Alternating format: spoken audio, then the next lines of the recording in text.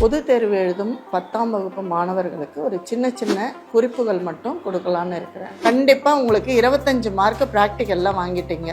மிச்சம் இருக்கிறது 75 மார்க். அந்த 75 மார்க் உங்களால் 50 மார்க்கு கண்டிப்பாக ஸ்கோர் பண்ணலாம். கொஷின்ஸை நல்லா பாருங்கள். ஒரு முறைக்கு 2 முறை படித்து பாருங்கள். 10 நிமிஷம் டைம் இருக்குது. எல்லா கொஷின்ஸும் ஒரு கடகடன் படிக்கலாம். எல்லா கொஷின்ஸும் உங்களுக்கு கண்டிப்பாக தெரியும். ஒவ்வொரு கேள்விக்கும் ஆன்சர் தெளிவாக எழுதுங்க. எந்த கேள்வி தெரிஞ்சிருக்கோ அந்த வினாவோட எண்ணை கண்டிப்பாக போடுங்க. வினா எண்ணை போட்டுட்டு அதுக்கு உண்டான 2 லைன் எழுதுனா கூட கண்டிப்பாக உங்களுக்கு மார்க் உண்டு. ஃபுல்லாக தெரியல நான் விட்டுட்டு வந்துட்டேன் அப்படிலாம் வேண்டாம். உங்களுக்கு தெரிஞ்ச லைன் மட்டும் கண்டிப்பாக எழுதுங்க.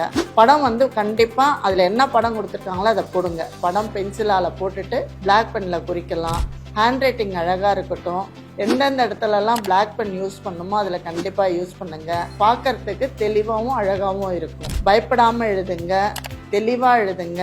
உங்களுக்கு மார்க் கண்டிப்பாக ஸ்கோர் பண்ணலாம். எல்லாருக்கும் ஆல் த பெஸ்ட்டு. நல்லா எழுதுங்க.